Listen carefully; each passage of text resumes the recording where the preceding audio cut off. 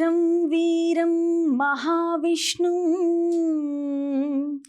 జ్వలంతం సర్వతోముఖం నృసింహం భీషణం భద్రం మృత్యుర్మృత్యుం నమామ్యహం. భక్తి టీవీ ప్రేక్షకులకు నృసింహ జయంతి శుభాకాంక్షలతో జయహో నారసింహ ప్రత్యేక కార్యక్రమానికి స్వాగతం. శ్రీ మహావిష్ణువు దశావతార క్రమంలో 4వ అవతారమే నరసింహ అవతారం. మరి ఆ ప్రహ్లాదుని రక్షణ కొరకై హిరణ్యకశ్యపుని శిక్షించడానికి ఆ దేవదేవుడు నారసింహుడిగా అవతరించాడు. నరసింహస్వామి అవతారమూర్తే కాదు, మంత్రమూర్తి కూడా. ఇక లక్ష్మీ నారసింహుడు వెంకటాచల మహత్యం కోసం తిరుమల శ్రీనివాసుడికి ఇలవేల్పుగా వేయించేసి ఉన్నాడు. మరి అంతటి వైభవోపేతమైన నారసింహుడి జయంతి సందర్భంగా ఆయన వైభవం గురించి, విశిష్టత గురించి మనకు తెలియచేయడానికి మన స్టూడియోలో ఉన్నారు హైదరాబాద్ హరికృష్ణ మూమెంట్ అధ్యక్షులు శ్రీ సత్యగౌర చంద్రదాస స్వామి గారు. వారిని అడిగి మరి నరసింహుడి వైభవం గురించి తెలుసుకుందాం. గురుగారు నమస్కారం. మీకు ముందుగా నృసింహ జయంతి శుభాకాంక్షలు. నా తరపున కూడా ప్రేక్షకులందరికీ, ఇక్కడ ఉన్న వారందరికీ కూడా నరసింహ జయంతి శుభాకాంక్షలు. ధన్యవాదాలు గురుగారు. గురుగారు, ముందుగా ఉగ్రం వీరం మహావిష్ణుం నరసింహ అవతారం నరసింహస్వామి గురించి మనం మాట్లాడుకుంటేనే ముందుగా ఆయన మంత్రం ఈ ఉగ్రం వీరం అని మాట్లాడుకుంటూ ఉంటాం. ఆ మంత్రం యొక్క విశిష్టత ఏమిటి? సో నరసింహస్వామి సత్యయుగంలో ఉన్నప్పుడు అవతరించిన ఆ అవతారము విష్ణు అవతారం. ఆది పురుషస్య మృగేంద్ర లీల, భాగవతంలో ఈ రకంగా చెప్పబడిందన్నమాట. ఆది పురుషస్య అంటే ఆ supreme personality of God head, ఆయన ఈ నరసింహ అవతార రూపంలో దిగి వస్తాడనమాట. ఆ నరసింహస్వామి మరి ఇప్పుడు మనం ఉన్నదేమో కలియుగంలో. అంటే మరి నరసింహస్వామి మనకి ఇంకా లభించరా అంటే ఖచ్చితంగా భగవంతుడు సర్వవ్యాపుడు. అంటే ఇప్పటికీ నరసింహస్వామి ఉన్నాడు. యతో నరసింహ పరతో నరసింహ యతో యతోయామి తథో నరసింహ అన్నారు ఆచార్యులు. నేను ఎక్కడికి వెళ్ళినా నరసింహస్వామి కనిపిస్తున్నాడు అంటాడు. సో తన భక్తులకు ఎప్పుడూ కనిపించే నరసింహ ఎన్నో వివిధ రూపాల్లో మనకు లభిస్తాడు. ఆయన ఒక రూపం ఏమిటంటే మనం దేవస్థానాల్లో చూసే ఆ శ్రీ విగ్రహ రూపం, సచ్చిదానంద చక్కటి రూపం అన్నమాట. అలాగే నరసింహస్వామిని ఇంకొక రకంగా కూడా మనం చేరుకోవచ్చు, ఆయన సాంగత్యాన్ని పొందొచ్చు. అది ఎట్లా అంటే ఈ మంత్రం ద్వారా, ఉగ్రం వీరం మహావిష్ణు. సో నరసింహస్వామికి అనంత నామాలు ఉన్నాయి, అలాగే అనంత మంత్రాలు కూడా ఉన్నాయి. దీన్ని ఒక మహామంత్రంగా భావిస్తారు. అండ్ ముఖ్యంగా ఏంటంటే భక్తులకు ఆటంకాలు తొలగించే ఆది విఘ్న వినాశకుడు ఎవరు అంటే నరసింహస్వామి. యాక్చువల్గా బ్రహ్మ సంహిత అన్న గ్రంథంలో ఏం చెప్పబడింది అంటే ఈ ప్రపంచంలో విఘ్న వినాశనాలు తొలగించడానికి వినాయకుడు కూడా ఫస్ట్ ఆ లక్ష్మీ నరసింహస్వామిని పూజించి ఆరాధించి ఆ తర్వాతనే తన ఏమంటారు డ్యూటీస్ అనేవి నిర్వహిస్తాడనమాట. సో మరి అంతేకాదు ఆ లక్ష్మీ నరసింహ ఈ మంత్ర రూపంలో భక్తుల యొక్క భయాలు, ఆందోళనలు, తర్వాత ఈవెన్ మృత్యు భయాలు, వాటి నుండి రక్షించేది ఈ మంత్రం అన్నమాట. కానీ మనం మంత్రం చెప్తున్నప్పుడు ఎటువంటి కోరిక మనసులో పెట్టుకుని చేయడం కంటే భగవంతుడికి సంతృప్తి కలగడానికి నేను చేస్తున్నాను అన్న భావంతో చేస్తే దాని యొక్క ఇంపాక్ట్ ఇంకా చాలా బాగుంటుంది అన్నమాట. అల్టిమేట్గా ఆ నరసింహస్వామి, ఆ నారాయణుడు, ఆ మహావిష్ణువు ఆయన చక్కగా భక్తుల కోరికలను నిర్వహిస్తాడు, కోరికలు తీరుస్తాడు. కానీ మనం ఆయన ప్రీత్యర్థం చేస్తే అదేంటంటే మనకి ఆ సంబంధం బాగా సన్నిహితం అవుతుంది. అయితే అప్పుడప్పుడు మనకి ఏమనిపిస్తుందంటే కష్టాల్లో ఉన్నప్పుడు మంత్రాలు చెప్తుంటాం, ఆ తర్వాత మళ్ళీ మర్చిపోతుంటాం అన్నమాట. కానీ కొంతమంది భక్తులు చాలా సిన్సియర్‌గా ప్రతిరోజు జపం చేస్తారు. మనం కూడా అట్లాగా ఈ నరసింహ జయంతి సందర్భంగా రోజుకి నేను ఇన్ని మంత్రాలు చెప్తాను, ఇన్నిసార్లు 9 అనో, 18 అనో, అంటే 9 మల్టిపుల్స్ అట్లా మనం చక్కగా జపం చేయొచ్చు. చేస్తే మనతో పాటు ఆ నరసింహస్వామి, ఆయన రక్షణ ఉన్నట్టుగా ఆ భక్తుడికి అవగాహన లభిస్తుంది. బాగా వివరించారు గురుగారు. అయితే నారసింహ అవతారం వెనక ఉన్న తాత్విక సందేశం ఏంటో అనేది అసలు మాకు వివరిస్తారు. సో మరి ఆ నరసింహస్వామి ఎందుకు అవతరించాడు అనేసి క్లుప్తంగా నేను చెప్తాను. ప్రహ్లాదుడు అన్న ఒక మహాభాగవతోత్తముడు ఒక దానవ కుటుంబంలో పుడతాడు. ఆ దానవుడి పేరు హిరణ్యకశిపు అని. ఆయనే మొత్తం విశ్వానికి ఆ కాలంలో ఇంకా రాజుమాట. దేవతలను కూడా ఆయన ఓడించి తరిమేసి వాళ్ళ సీట్లో కూర్చుని మొత్తం విశ్వాన్ని రెగ్యులేట్ చేస్తున్నాడు. అగ్ని ఈ రకంగా పనిచేసేది అనుకోండి, కాదు ఈ రకంగా పనిచేయాలనేసి రూల్ మార్చేశాడు అనమాట.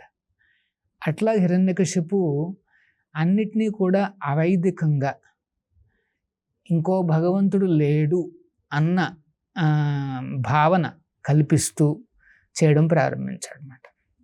చివరికి నేనే దేవుణ్ణి అనేసి చాలా గాఢంగా నమ్ముతూ చాలా క్రూరంగా పాలించేవాడు అనమాట.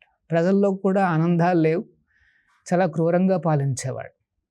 సో మరి దైవేచ్ఛ, దైవలీల.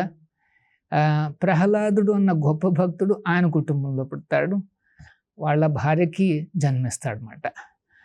జన్మించినప్పుడు సరే అందరి పిల్లవాళ్ళలాగానే ఆ అబ్బాయిని కూడా గురుకులానికి పంపిస్తాడు. ఒక రోజున వెనక్కి వచ్చినప్పుడు అడుగుతాడు, నాయన నువ్వేం నేర్చుకున్నావు అంటాడు.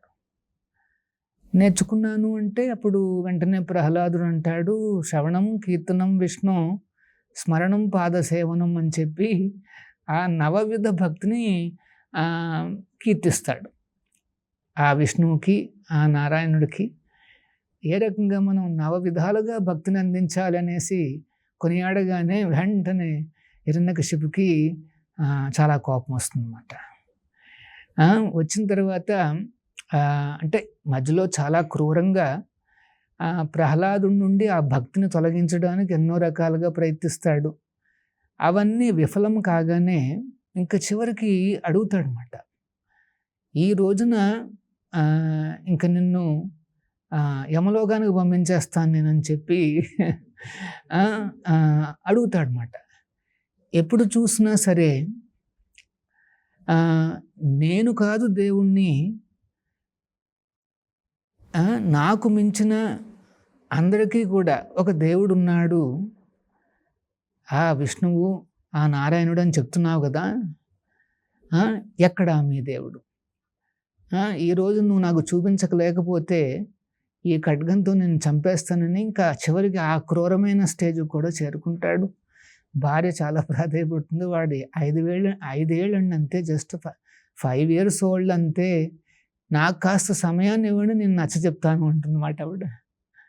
లేదని చెప్పి ఇంకా హిరణ్యకశిపు ఆ రకంగా మొండిగా అడగడంతో వెంటనే ప్రహ్లాదుడు ఆ స్తంభం వైపున చూపించి చెప్తాడనమాట. మన తెలుగులో కూడా ఉంది కదా, ఎందుగలడు అందు లేడని నేను చెప్పలేను, ఎందెందు వెతికినా అందే గలడు అంటాడు. అంటే అప్పుడు వెంటనే హిరణ్యకశిపు అంటాడు, మరి ఈ స్తంభంలో ఉంటాడా అంటాడు. ప్రహ్లాదుడు ఖచ్చితంగా ఉన్నాడు అంటాడు. అప్పుడు హిరణ్యకశిపు తన శక్తిని చూపించి ఆ పిల్లర్ని బదులు కొట్టినప్పుడు అప్పుడు భయానకమైన శబ్దంతో ఆ దేవాది దేవుడు మృగేంద్ర రూప, నరసింహము అంటే ఇక్కడి వరకు నరుడుగా ఉంటాడనమాట ఆ రూపము, ఇక్కడ నుండి సింహరూపము ఉంటుంది. ఏమిటి అంత అందంగా ఉండే నారాయణుడు, ఆ విష్ణువు మరి ఇట్లాంటి మృగరూపాన్ని తీసుకున్నాడు అంటే ఫస్ట్ పాయింట్ ఏంటంటే నరసింహస్వామి కూడా చాలా అందంగా ఉంటాడు. కాకపోతే ఆ విచిత్ర రూపాన్ని ఎందుకు తీసుకున్నాడు? ఎందుకు తీసుకున్నాడు అంటే దానికి ఇంకొక కారణం ఉంది. ఆయన మహాభక్తుడైన బ్రహ్మదేవుడు హిరణ్యకశిపుకి కొన్ని వరాలు ఇచ్చాడనమాట. మనిషి చేతిలో కానీ లేకపోతే ఒక మృగం చేతిలో కానీ నేను చనిపోను అని. సో ఆ నియమాలను పాటించాడు నరసింహస్వామి. చూసారా, దీన్ని భక్త వత్సలత, భక్త వశ్యత అంటారన్నమాట. తన మహాభక్తుడు మాటిచ్చాడే దాన్ని కాదనకూడదని చెప్పి స్వామి తన రూపాన్ని ఆ నరసింహస్వామిగా మార్చుకుని, అంటే అదొక అవతారంగా ఆ దేవాది దేవుడు ఆ రకంగా వస్తాడనమాట ఆ హిరణ్యకశిపుని చంపడానికి, సంహరించడానికి. సో బ్రహ్మదేవుడు ఇచ్చిన వరాలన్నిటినీ పాటించి అప్పుడు ఏమంటారు, సంధ్య కాదు అంటే సంధ్య సమయం అన్నమాట, రాత్రి కాదు పగలు కాదు అంటాడు, అదొక కోరిక మాట. సో ఆ రెండిట్లోనూ చంపకుండా ఆ సంధ్య సమయంలో ఆ రకంగా స్వామి అవతరించి ఆ హిరణ్యకశిపుని వధించి ఆ లోకానికి పట్టిన పీడనంతటిని వదిలిస్తాడనమాట. సో ఇంకొక చక్కటి ఇక్కడ చూస్తే మనం ప్రహ్లాదుడు ఏ పిల్లర్ అన్నాడో, ఏ స్తంభం అన్నాడో ఆ స్తంభం నుండి బయటకొస్తాడు. ఎన్నో స్తంభాలు ఉన్నాయి అక్కడ ఏంటంటారు ఆ హాల్లో, కానీ ఏ స్తంభం అయితే చెప్పాడో ఆ స్తంభం నుండే బయటకు వస్తాడనమాట. సో ప్రహ్లాదుడు కూడా మహాభక్తుడు. సో ఇక్కడ ఒక చాలా ఇంపార్టెంట్ పాయింట్ అన్నమాట. అప్పుడప్పుడు భగవంతుడంట తన మాటను కాదనే అవకాశం ఉందంట, అంటే తన మాటను నిలబెట్టుకోకుండా ప్రవర్తించే అవకాశం ఉందంట. ఉదాహరణకి ఇది మనం కృష్ణుల్లో చూస్తాం. తను ఇచ్చిన మాటను నిలబెట్టుకోకపోవచ్చు, కానీ అంటే యుద్ధం చేయనంటాడు, అయినప్పటికీ యుద్ధ రంగంలో ఒక ఇది పట్టుకుని దిగుతాడు కృష్ణుడు. కానీ భక్తుడు, మహాభక్తుడు మాత్రం ఆయన మాటిస్తే ఇంకా నరసింహస్వామి దాన్ని జవదాటం అన్నమాట. చూసారా, అందుకనే గొప్ప ఆచార్యులు మహాభక్తులు వాళ్ళు ఏమైనా వాక్యాలు చెప్తే వాటిని కనుక మనం పాటించగలిగితే మన జీవితం ధన్యం అవుతుందన్నమాట. భక్త ప్రహ్లాదుడి యొక్క భక్తి తత్పరతకు నారసింహుడు ఎంతో ఆనందం చెందాడు. ప్రహ్లాదుడి యొక్క రక్షణకై అవతరించాడు. కరెక్ట్. ముఖ్యంగా మనం ప్రహ్లాదుడిని నుంచి మనం నేర్చుకోవాల్సిన ముఖ్యమైన పాఠాలు ఏమిటి అసలు? ప్రహ్లాదుడు ఆయన నేను అంటే గొప్ప భక్తుడు కనుక ఆయన ఏం చెప్పారని చూద్దాం. ఆయన ఏమన్నారు అంటే, కౌమార ప్రాచీన ఆచరేత్ ప్రాజ్ఞో ధర్మాన్ భాగవతానిహ మానుషం దుర్లభం జన్మ. ఈ మనిషి జన్మ అనేది చాలా దుర్లభము అంటాడు ప్రహ్లాదుడు. ఎందుకు దుర్లభము? మనం ఎన్నో రకాలుగా తేలిగ్గా మనకి అంటే పిల్లలు పుట్టడం మనం చూస్తున్నాం. యాక్చువల్గా ఈ విశ్వంలో మనం లెక్క పెడితే పద్మపురాణం ప్రకారం 84 లక్షల జీవరాశులు ఉన్నాయి. లక్షల జీవులు మాట. ఏమిటా జీవజాతులు అంటే అందులో యానిమల్స్ ఉంటాయి, ట్రీస్ ఉంటాయి, పక్షులు ఉంటాయి, పశువులు ఉంటాయి, తర్వాత హ్యూమన్ కేటగిరీ కూడా ఉంది. అన్నీ కలిపితే 54 లక్షల కేటగిరీస్ ఉంటే అందులో 4 లక్షలు మాత్రమే హ్యూమన్ కేటగిరీ. అందులో దేవతామూర్తులు ఉన్నారు, మనం మనుషులము ఉన్నాము, కొంతమంది కాస్త అనాగరికంగా బతికే వాళ్ళు కూడా మనం చూస్తుంటాం అన్నమాట. అన్ని రకాల వాళ్ళని మనం చూస్తున్నాం. సో ఈ 4 84 లక్షల జీవజాతుల్లో జస్ట్ 4 లక్షలే హ్యూమన్. అందులో కూడా ఈ రకంగా ఇట్లాంటి శాస్త్రాలు అర్థమయ్యి లేకపోతే ఇంగ్లీషో తెలుగో అర్థమయ్యి వాటిని పాటించి దేవుణ్ణి తలుచుకోవడము అన్నది ఒక మానవ జన్మలోనే సాధ్యము. అందుకనే 5 ఏళ్ల వయసు నుండే అందరూ నేర్చుకోవాలి అంటున్నాడు ఆ ప్రహ్లాదు అన్నమాట. సో మనం చిన్నప్పటి నుండే మన పిల్లలకు ఈ భాగవత ధర్మాన్ని, ఈ హరినామాన్ని మనం నేర్పగలిగితే చాలా క్షేమం అండి. ఉగ్ర రూపంగా ఉన్న నరసింహస్వామి శాంత రూపంగా ఎలా మారడం జరిగింది? దాని అంతరార్థం ఏమిటి? అంటే భాగవతంలో చెప్పే మన స్టోరీ మనం వింటే ప్రహ్లాదుని రక్షించడానికి వచ్చి ఆ రకంగా స్తంభం నుండి హిరణ్యకశిపుని చంపగానే అయినప్పటికీ నరసింహస్వామి ఇంకా చాలా ఉగ్రంగా ఉన్నాడనమాట. ఆయన ఆ ఉగ్రతను చూసి అందరూ భయపడిపోతారు. సో దేవతామూర్తులందరూ కూడా వెలిశారు, కానీ ఎవరికి అంత ధైర్యము సాహసము రావట్లేదు అన్నమాట. సో దేవతలందరూ కూడా బ్రహ్మదేవుడికి ప్రార్థిస్తారు, ఎందుకంటే ఆయన లీడర్ కనుక. ప్రార్థిస్తే అప్పుడు బ్రహ్మదేవుడు ఏమంటాడు అంటే, ఆ స్వామి ఇంత ఉగ్రంగా ఉండడానికి కారణం ఏంటంటే తన మహాభక్తుడైన అచిన్ని ప్రహ్లాదునికి అన్ని హింసలు పెట్టడం జరిగింది అని చెప్పి అక్కడే ఉంటాడు ప్రహ్లాదుడు. పిలిచి నాయన నువ్వు ముందుకు వెళ్ళు అని చెప్తాడు అనమాట. అప్పుడు ప్రహ్లాదుడు అంటాడు, నేను జన్మించింది ఈ నీచ జన్మలో, మీరందరూ ఏమో నాకు రెస్పెక్టబుల్ పర్సనాలిటీస్, అంటే నాకంటే ఉన్నతులు మీరు వారికి ఫస్ట్ మీరు సమర్పించాలి అని చెప్తే, నాయన ఆయన నీ కోసం అవతరించాడు, నువ్వు అసాధారణమైన భక్తుడివి, సాక్షాత్తు నరసింహస్వామిని నువ్వు ఆకర్షించావు, సో నువ్వు వెళ్ళు పర్లేదని చెప్పి ఆ రకంగా ప్రహ్లాదుని ముందుకు తోస్తే, అప్పుడు ఆ చిన్ని ప్రహ్లాదుడు వెళ్ళి స్వామి ముందు సాష్టాంగ నమస్కారం చేసి నించోగానే వెంటనే నరసింహస్వామిలో ఆ చక్కటి వాత్సల్యం వస్తుంది. ఆ వాత్సల్యంతో ప్రహ్లాదుడి యొక్క శిరస్సుపై తన చేతిని మోపి స్వయంగా ఆశీస్సులు ఇస్తాడనమాట. సో ఇది ఒక ఇమ్మీడియట్గా చెప్పడం జరిగిందన్నమాట. భాగవతంలో మనకు అర్థమయ్యే ఒక స్టోరీ ఏంటంటే, ప్రహ్లాదుడే ముందుకు వెళ్ళి ఆయనకి ఎన్నో రకాల ప్రార్థనలు సమర్పించి శాంతింపచేస్తాడు. భయము భక్తికి ఈ రెండింటికి మధ్య ఉన్న సంబంధాన్ని నృసింహం కథ ఏం తెలియజేస్తోంది? చాలా మంచి ప్రశ్న. ఇక్కడ నరసింహస్వామిని మనం ముఖ్యంగా అవతరించినప్పుడు చూస్తే ఏం చెప్పబడిందంటే, భాగవతంలో కళ్ళన్నీ కూడా బంగారు రక్త వర్ణంలో ఉన్నాయంట ఆయనవి. ఈ నాలుక, ఈ నోరు అదంతా చూస్తే అదొక పెద్ద పర్వతంలో ఉండే కేవ్స్ ఉంటాయి చూడండి, కొండ, వాటి ఆ రకంగా కనిపిస్తున్నాయి.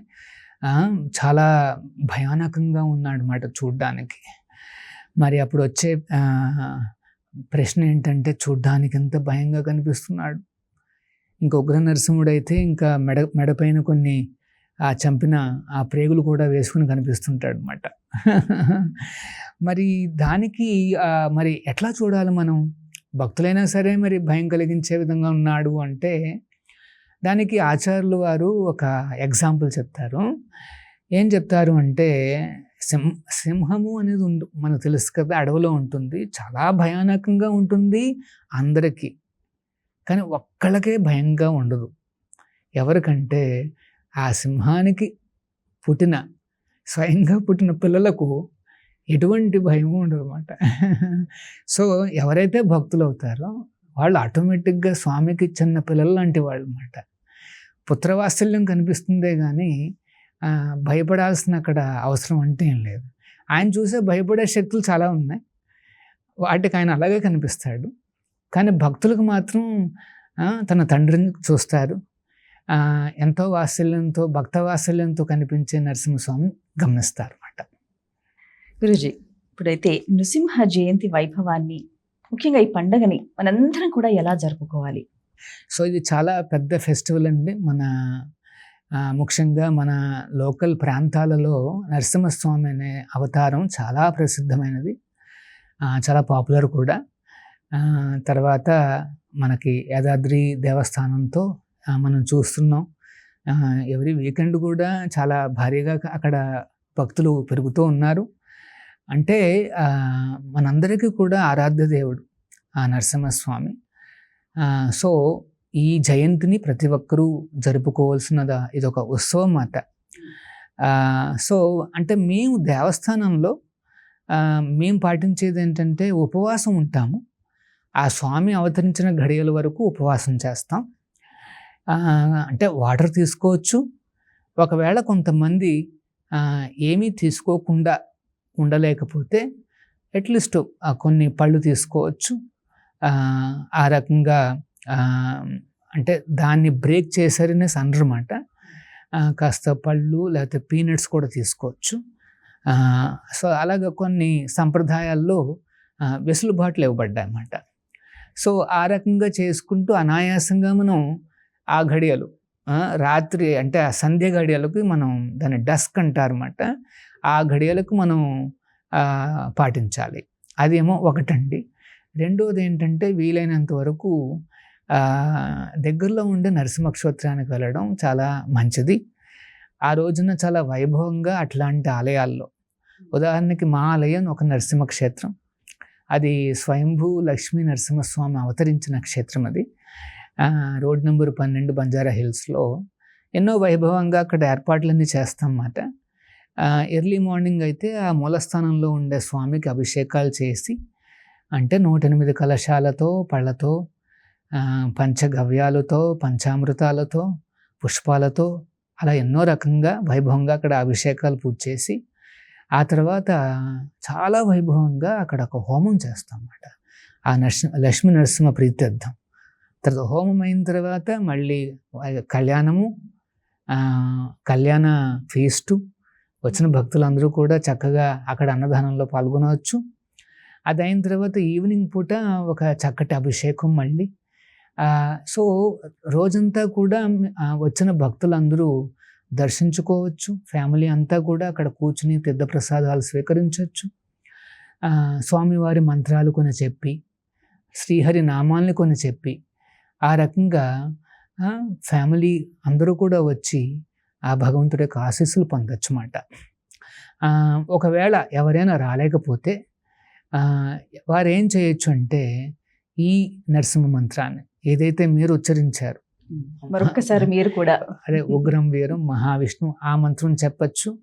అంటే మా సంప్రదాయంలో మేము నరసింహ కవచ స్తోత్రము అనేసి ప్రహ్లాదుడు రాసిన ఒక స్తోత్రాన్ని చెప్తామన్నమాట. ఇది బ్రహ్మాండ పురాణంలో ఉందన్నమాట. అంటే ఎవరైనా కాస్త వెబ్సైట్కి వెళ్ళగలిగితే వారికి లభిస్తుంది ఇది. సో మీకు ఏదైతే అట్లాంటి ఒక మంత్రం యాక్సెస్ ఉంటుందో దాన్ని తీసుకుని మీరు ఎన్నిసార్లు వీలైతే దాన్ని జపించండి. తర్వాత ఉపవాసం చేసినంత వరకు మీరు చేయగలిగినంత వరకు చేయండి. విశేషంగా ఏంటంటే ఇట్లాంటి ఉత్సవాల్లో గోసేవ కానీ, వైష్ణవ సేవ కానీ, అన్నదాన సేవ కానీ, ముఖ్యంగా దేవస్థానాలలో జరిగే ఈ సేవలకు మీరు కొద్దిగా దానాన్ని కూడా ఇవ్వచ్చు. ఆ రకంగా ఈ ఉత్సవంలో మనకి తర్వాత మరి ఇంట్లో కూడా మీరు నరసింహస్వామికి కొన్ని మంచి వంటకాలు తయారు చేసి స్పెషల్గా నైవేద్యం సమర్పించవచ్చు. ఎవరైనా సమర్పించవచ్చు. ఆ స్వామి యొక్క ఈ మంత్రాలను, ఏదైతే మంత్రం మీకుందో ఆ మంత్రాన్ని చెబుతూ దయచేసి స్వీకరించండి అని చెప్పి మీరు సమర్పించవచ్చు. కొంతమంది చక్కెర పొంగల్ చేస్తారు, కొంతమంది అయితే స్వామికి మరి పానకం అంటే ఇష్టం అనేసి పానకాలు చేస్తారు. సో ఆ రకంగా మీరు చేసి సమర్పించి ఒక 5 నిమిషాల తర్వాత మళ్ళీ చిన్న డోర్ ఇట్లా కొట్టి మరి ఆ ప్లేట్ బయటకు తీసేసేసి ఫ్యామిలీ అంతా కూడా మీరు స్వీకరించవచ్చు. ఇవన్నీ సాధ్యం కాదు అంటే దేవాలయంలో లభించే ప్రసాదాలు తీసుకోవచ్చు. ఆ రకంగా ఆ సెలబ్రేషన్ అనేది చాలా ఇంపార్టెంటు. తర్వాత ఆ దైవానుగ్రహం, నరసింహస్వామి అనుగ్రహం మీకు లభిస్తుంది.